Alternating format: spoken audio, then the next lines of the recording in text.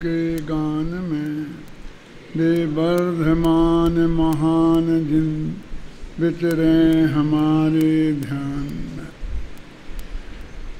पूज्य गुरुदेव श्री के माध्यम से जो तत्व ज्ञान हम सबको प्राप्त हुआ है वो वास्तव में जैन दर्शन का असली रहस्य है, हमारी निधि है, हमारी सबसे बड़ी संपत्ति है। ईसाइयों ने अपने धर्म के प्रचार के लिए दो काम अपनाए। एक गरीब एरिया में जाकर उन्हें पढ़ाना लिखाना शिक्षा की व्यवस्था करना और एक इलाज करना, उनके स्वास्थ्य का इलाज करना। इसके लिए अस्पताल खोले और मिशन के स्कूल खोले और उनके माध्यम से वे सारे विश्व में छा गए एक तरीके से। जबकि हम उनके साहित्य का अध्ययन करते हैं तो उसमें कुछ दम नहीं है, उसमें सैद्धांतिक दृष्टि से वो गहराई नहीं है जो गहराई हमारे दर्शन में है। आरएसएस वालों ने बस 1 घंटे की शाम की शाखाएं लगाकर बच्चों की उन्हें खेल खिलाकर, वही खेल जो वो हमेशा अपने घरों में खेलते हैं, कहीं स्कूलों में खेलते हैं, और सारे हिंदुस्तान में अपनी इतनी गहरी पैठ बना ली कि आज जिसे वो चाहें प्रधानमंत्री बनाएं, जिसे चाहें उसका राज इस देश में होता है। हमारी भी ऐसी कुछ निधि है। पूज्य गुरुदेव के प्रताप से जो हमें तत्व ज्ञान प्राप्त हुआ और उस तत्व ज्ञान को हमने अपने गांव-गांव की स्वाध्याय शालाओं के माध्यम से उनका निरंतर अभ्यास करके स्वाध्याय की परंपरा चलाकर पाठशालाएं खोलकर उस तत्व ज्ञान को बच्चों में फैलाने का काम किया। सस्ते से सस्ते अथवा बिना कीमत में उस सत साहित्य को जन जन तक पहुंचाने का काम किया। महाविद्यालय के माध्यम से और अनेकों माध्यमों से हमने उसी दिशा में सक्रियता अपनाई और उनमें ये शिविर भी एक बहुत महत्वपूर्ण साधन है कि जिसके माध्यम से चाहे हम 10 लाख कहें 20 लाख कहें, जितने भी हैं आज मुमुक्षु जो हैं वो इस परंपरा का ही परिणाम है कि तत्वज्ञान की इतनी गहराइयों को यदि ये पाठशालाएं नहीं चलती, ये रोजाना स्वाध्याय शालाएं नहीं चलती, यदि गांव-गांव में इसकी चर्चा नहीं चलती तो निश्चित रूप से ये तत्वज्ञान इतने अधिक लोगों तक नहीं पहुंच सकता था। है कोई ऐसा महापुरुष? मैं किसी तीर्थंकर का नाम नहीं लेना चाहता हूँ, न महावीर का न आदिनाथ का, लेकिन मैं कहता हूँ कि जिसने बोला कुछ नहीं हो, बोला ही हो, लिखा कुछ नहीं हो, ऐसे व्यक्ति को गुजरे हुए आज 35 साल हो गए और गांव-गांव में उनकी वाणी रोजाना सुनी जाती हो, ऐसा कोई व्यक्ति इतिहास में उठाकर मुझे बताए। मैं नहीं कहता हूं कि नहीं होगा, होगा, लेकिन हमारे ज्ञान में नहीं है। इतिहास की किताबों में ये बात नहीं लिखी है, हमें कहीं से पता नहीं चलती है कि फलां व्यक्ति ऐसा था, है ना। जो जिंदा रहे, बड़े बड़े नाम रहे, उन लोगों के उनको ही ये समस्या थी कि उनकी उपस्थिति में भी उनको सुनने वाले लोग नहीं थे। जिसमें बहुत बड़े बड़े आध्यात्मिक भी हैं। पूज्य गुरुदेव श्री जी ने याद करते थे, दीपचंद जी कासलीवाल इसी जयपुर के थे। उन्होंने एक किताब लिखी तो उसमें लिखा कि मैं क्या करूं, ये वीतरागी तत्व ज्ञान मेरे को प्राप्त हुआ है महापुण्य के योग से, और मैं इसे जन जन तक पहुंचाना चाहता हूं, लेकिन कोई सुनता ही नहीं है। लिखता हूं तो कोई पढ़ता ही नहीं है, मैं क्या करूं। ऐसी समस्या उनके चित्त में खड़ी हुई थी, और जो समाधान उनने उसमें लिखा उसको गुरुदेव कोटेशन के रूप में बार बार हमें सुनाते थे कि मैं तो लिख के रखे जाता हूं। कोई महाभाग्य जिनका होगा भविष्य में किसी काल क्षेत्र में, वे पढ़ेंगे और लाभ लेंगे। यदि गुरुदेव की भाषा में बात करूं कि ऐसे लोग अवश्य होंगे, इसलिए मुझे इतना तीव्र विकल्प आ रहा है लिख जाने का, अन्यथा ऐसा विकल्प नहीं आता। उससे वो अंदाज लगाते थे कि मेरे को ये बात समझाने का इतना तीव्रतम विकल्प आ रहा है, इसका मतलब है भविष्य में ऐसे लोग होंगे। संस्कृत के बड़े बड़े जो कवि हुए हैं उनके साथ भी ये दिक्कत थी। कालिदास को ये तकलीफ थी, नई उम्र के थे, बहुत बढ़िया कवि थे, लोग बच्चा कहकर उपेक्षा करते थे, तो उन्हें लिखना पड़ा कि भैया छोटे और बड़े के हिसाब से नहीं देखते हैं, विद्वान लोग तो काव्य को देखते हैं, उनकी बात को देखते हैं। यदि उसमें दम है तो दम है, और नहीं है तो नहीं है। पुराण मित्यैव न साधु सर्वम, सब चीज़ें पुरानी अच्छी नहीं होती, ऐसा लिखा उन्होंने। और सब चीज़ें नई खराब नहीं होती हैं। नए पुराने के चक्कर में मत उलझो, चीज को देखो। एक बहुत बड़ा कवि हुआ है भवभूति, उसे लिखना पड़ा कालो हयम निरवधि विपुला च पृथ्वी। इसका अर्थ समझ में आया कुछ? क्या कहा? वो कहता है काल बहुत लंबा है और पृथ्वी बहुत चौड़ी है। ये क्या कह रहे? कहते बैठे बैठे ये क्या कह रहे कि काल बहुत लंबा है? कौन नहीं जानता, सब जानते हैं, अनादि से है, अनंत काल तक है, और पृथ्वी बहुत बड़ी है। वो ये कह रहे कि मैं जो लिख रहा हूँ इसे आजकल लोग नहीं पढ़ते हैं, कठिन कहकर उपेक्षा करते हैं।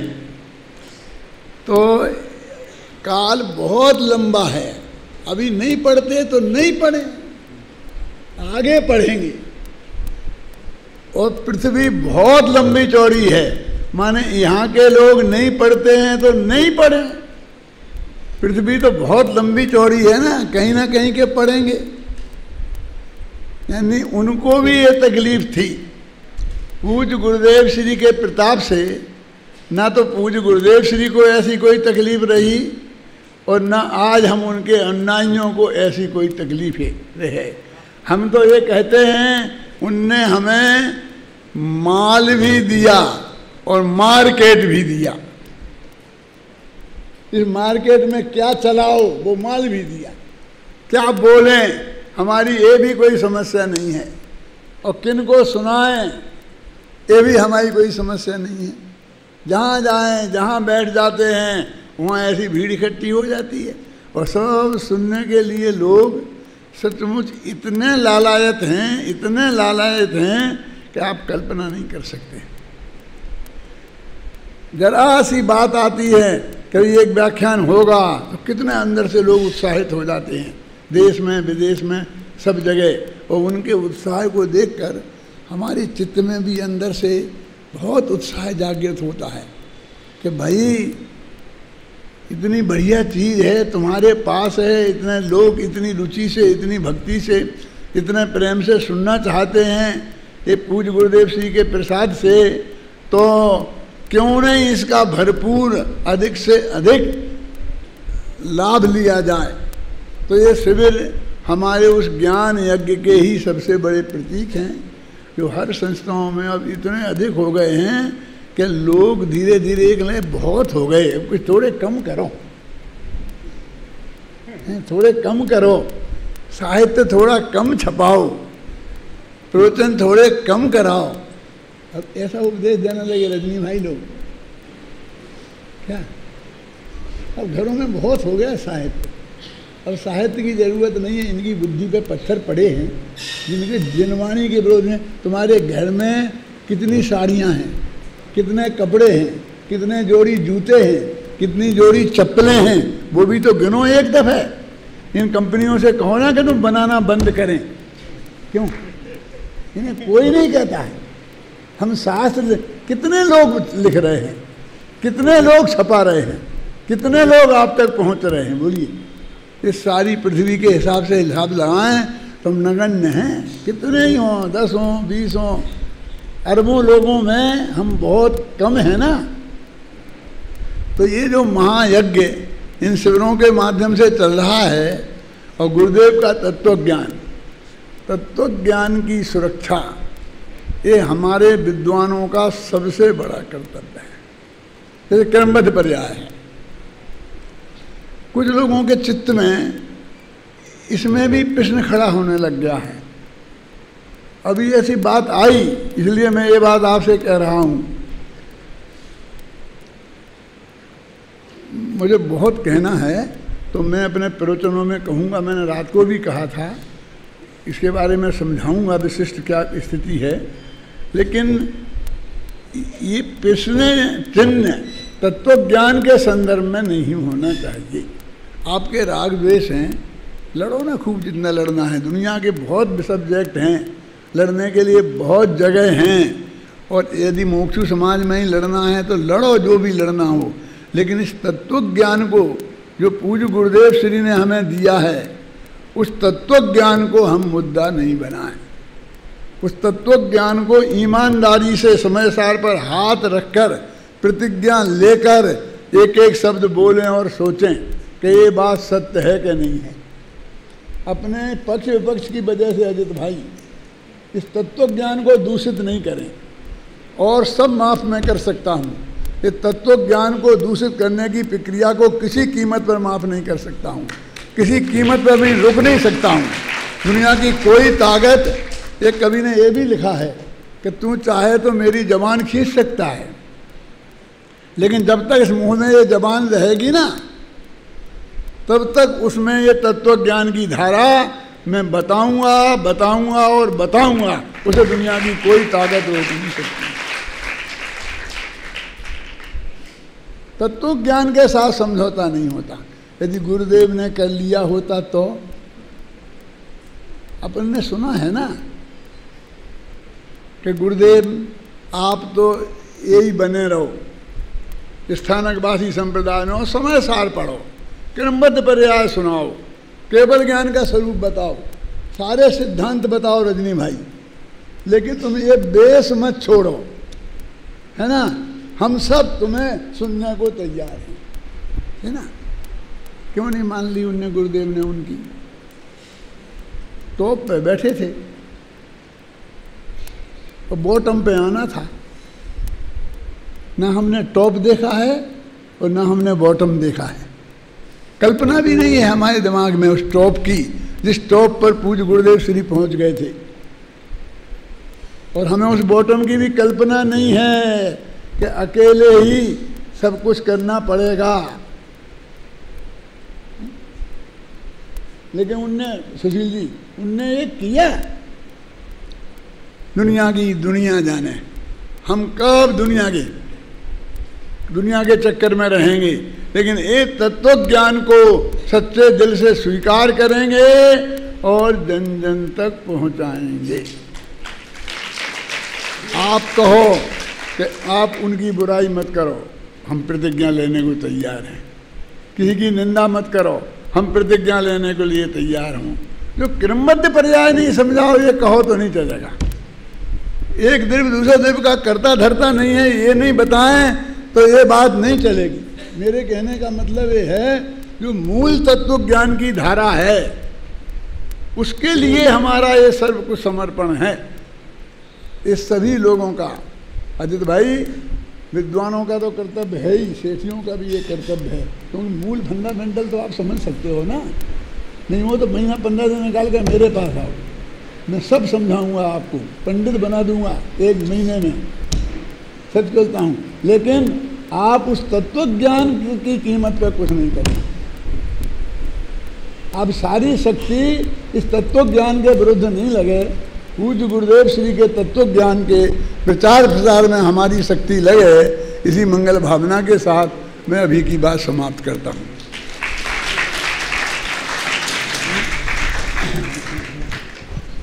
अभी हम और आप सब ने आदरणीय डॉक्टर साहब का हृदय तत्व ज्ञान के प्रति कितना समर्पित है, समर्पणपना है, वह बात उन्होंने अपने मुखारबिंद से व्यक्त की है। और हम सबको भी इसी प्रकार की प्रेरणा दी है कि तत्व ज्ञान के लिए हम और आप सबको अपना जीवन समर्पितता के रूप में रखना चाहिए। हम सब ये देख रहे हैं, ये जो शिविरों की श्रृंखला चली है वह इसलिए चलाने की आवश्यकता पड़ी कि वर्तमान में धार्मिक और नैतिक संस्कारों का स्तर बहुत नीचा चला जा रहा था। यह तत्व ज्ञान की सरिता सूखती जा रही थी।